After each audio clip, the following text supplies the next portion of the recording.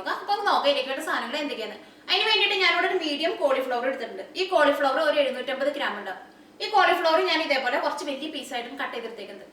പിന്നെ വേണ്ടത് ഉരുളക്കിഴങ്ങാണ്. അതിന് വേണ്ടിയിട്ട് ഞാനിവിടെ 3 മീഡിയം ഉരുളക്കിഴങ്ങ് ഇതേപോലെ കുറച്ച് വലിയ പീസായിട്ട് കട്ട് ചെയ്തെടുത്തിട്ടുണ്ട്. ആ ഉരുളക്കിഴങ്ങ് എടുക്കുമ്പോൾ ഫ്രഷ് ആയിട്ടുള്ള ഉരുളക്കിഴങ്ങ് വേണ്ടി എടുക്കാൻ വേണ്ടിയിട്ട് പുഴുങ്ങിയേക്കുന്ന ഉരുളക്കിഴങ്ങ് എടുക്കരുത്. ഉരുളക്കിഴങ്ങ് നമ്മൾ കട്ട് ചെയ്ത് കഴിയുമ്പോൾ ഉരുളക്കിഴങ്ങ് വെള്ളത്തിലിട്ടിട്ട് വെക്കണം. ആ ഉരുളക്കിഴങ്ങിന്റെ കളർ മാറിപ്പോകാണ്ടിരിക്കാനാണ് നമ്മളത് വെള്ളത്തിലിട്ട് വെക്കുന്നത്.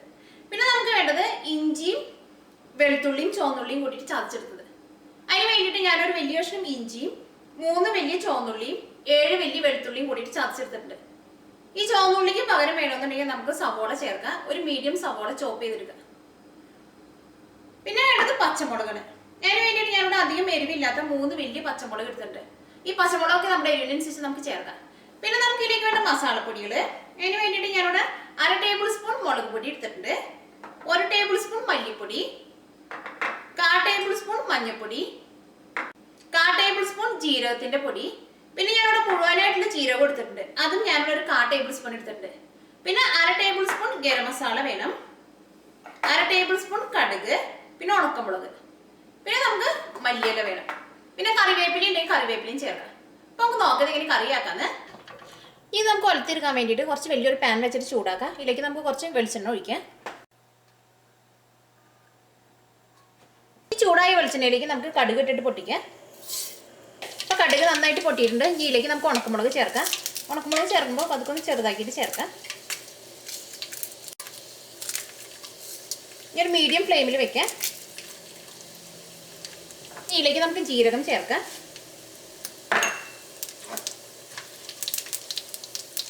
ഇതിലേക്ക് നമ്മൾ ചതച്ച് വെച്ചാൽ ഇഞ്ചിയും വെളുത്തുള്ളിയും ചുവന്നുള്ളിയും ചേർക്കാം.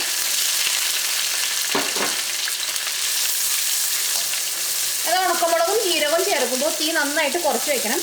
അത് ജീരകമൊക്കെ പെട്ടെന്ന് കരിഞ്ഞു പോകും. ഇതിലേക്ക് നമുക്ക് പച്ചമുളകും ചേർക്കാം.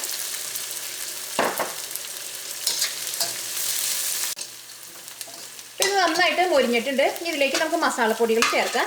നമുക്ക് ഇതിലേക്ക് ഏറ്റവും ആദ്യം മഞ്ഞൾപ്പൊടി ചേർക്കാം.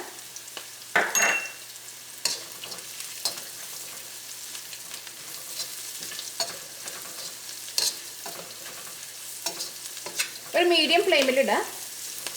അപ്പോൾ മഞ്ഞൾപ്പൊടി എണ്ണയിൽ നന്നായിട്ട് മൊരിഞ്ഞിട്ടുണ്ട്. ആ മഞ്ഞൾപ്പൊടിയുടെ പച്ചക്കുത്തൊക്കെ പോയിട്ടുണ്ട്. ഇതിലേക്ക് നമുക്ക് മല്ലിപ്പൊടി ചേർക്കാം.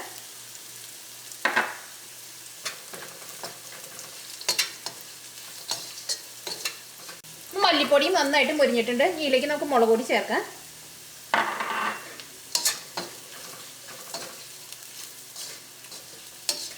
ഈ മസാലപ്പൊടികളെല്ലാവരും എണ്ണയിൽ കിടന്ന് നന്നായിട്ട് മൊരിഞ്ഞിട്ടുണ്ട്. ഇതിലേക്ക് നമുക്ക് ഏറ്റവും ആദ്യം ഉരുളക്കിഴങ്ങ് ചേർക്കാം.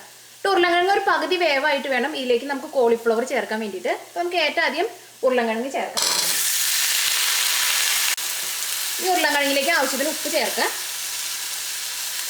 ഇതെല്ലാം കൂടി നന്നായിട്ടൊന്ന് മിക്സ് ചെയ്യാം.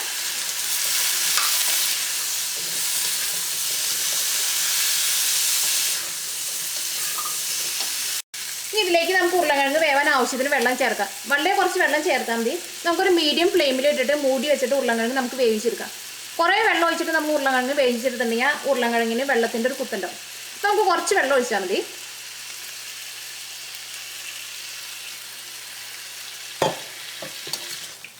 നമുക്ക് തീ നന്നായിട്ടൊന്ന് കൂട്ടി വയ്ക്കാം. ഇനി നമ്മളിതിലേക്ക് ഒഴിച്ചേക്കണ വെള്ളം നന്നായിട്ട് തിളച്ച് കഴിയുമ്പോൾ പിന്നെ നമുക്കൊരു മീഡിയം ഫ്ലെയിമിൽ ഇട്ടിട്ട് നമുക്ക് മൂടി വെച്ചിട്ട് ഉരുളക്കിഴങ്ങ് വേവിച്ചെടുക്കാം. അപ്പോൾ നമ്മൾ ഇതിലേക്ക് ചേർത്തേക്കണ വെള്ളമൊക്കെ നന്നായിട്ട് തിളച്ചിട്ടുണ്ട്. ഒരു മീഡിയം ഫ്ലെയിമിൽ ഇട്ടിട്ട് മൂടി വയ്ക്കുക.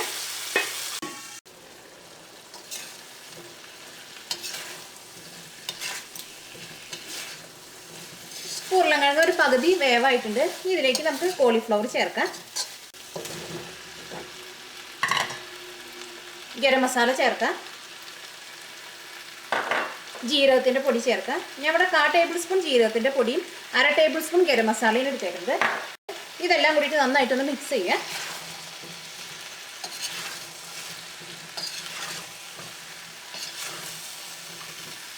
ഈ കോളിഫ്ലവർ വേവിക്കാൻ വേണ്ടിയിട്ട് ഇതിലേക്ക് നമ്മൾ സെപ്പറേറ്റ് വെള്ളം ചേർക്കേണ്ട ആവശ്യമില്ല. കോളിഫ്ലവർ നന്നായിട്ട് ചൂടായി കഴിഞ്ഞ് കഴിയുമ്പോൾ കോളിഫ്ലവറിൻ്റെ ഉള്ളിൽ നിന്ന് തന്നെ കോളിഫ്ലവർ വേവാൻ ആവശ്യത്തിന് വെള്ളം വരും. ഇനി നമുക്കൊരു മീഡിയം ഫ്ലെയിമിൽ ഇട്ടിട്ട് മൂടി വെച്ചിട്ട് കറി നമുക്ക് വേവിക്കാം. ഈ കറി നമുക്ക് ഇടയ്ക്കൊന്ന് ഇളക്കിയിട്ട് കൊടുക്കണം. ഈ കോളിഫ്ലവർ ഒരു പകുതി വേവായി കഴിഞ്ഞ് കഴിയുമ്പോൾ ഈ കറിയുടെ ടേസ്റ്റ് നോക്കിയിട്ട് പിന്നെ ഉപ്പ് വേണമെന്നുണ്ടെങ്കിൽ രണ്ടാമത് ഉപ്പ് ചേർക്കാം. നമുക്കൊരു മീഡിയം ഫ്ലെയിമിൽ ഇട്ടിട്ട് മൂടി വയ്ക്കാം. ഇപ്പോൾ നമ്മുടെ കോളിഫ്ലവറൊക്കെ നന്നായിട്ട് ചൂടായിട്ടുണ്ട്. നമുക്ക് നന്നായിട്ടൊന്ന് ഇളക്കിയിട്ട് കൊടുക്കാം. ഇനി നമുക്കൊരു മീഡിയം ഫ്ലെയിമിൽ ഇട്ടിട്ട് തന്നെ മൂടി വെച്ചിട്ട് ഈ കോളിഫ്ലവറും ഉരുളക്കിഴങ്ങും കൂടിയിട്ട് നന്നായിട്ടൊന്ന് വേവിക്കാം. നമുക്ക് മൂടി വയ്ക്കാം. ഇപ്പോൾ കോളിഫ്ലവറും ഉരുളക്കിഴങ്ങും നന്നായിട്ട് വെന്തിട്ടുണ്ട്. ഇതിലേക്ക് നമുക്ക് മല്ലിയില ചേർക്കാം. നമ്മൾ വേവിച്ചെടുക്കുമ്പോൾ ഒരു മീഡിയം ഫ്ലെയിമിൽ ഇട്ടിട്ട് വേണം വേവിച്ചെടുക്കാൻ വേണ്ടിയിട്ട്. അല്ലെങ്കിൽ നമ്മൾ ഇതിലേക്ക് കോളിഫ്ലവറിലേക്ക് വെള്ളം ചേർക്കാത്തതിനും കോളിഫ്ലവർ നമുക്ക് തീ കൂട്ടിയിട്ടുണ്ടെങ്കിൽ വെന്ത് കിട്ടില്ല.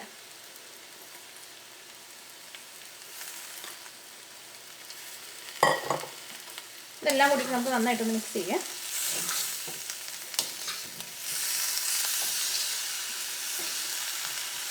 ഇപ്പോൾ കോളിഫ്ലവറും ഉരുളക്കിഴങ്ങും കൂടിയിട്ട് ഒലത്തിയെടുത്ത് റെഡി ആയിട്ടുണ്ട്. ഇനി നമുക്ക് തീ ഓഫ് ചെയ്യാം. ഇപ്പോൾ കോളിഫ്ലവറും ഉരുളക്കിഴങ്ങും കൂടിയിട്ട് ഒലത്തിയെടുത്ത് റെഡി ആയിട്ടുണ്ട്. ഈ കറി ഉണ്ടാക്കിയെടുക്കാൻ വേണ്ടിയിട്ട് നല്ല എളുപ്പമാണ്.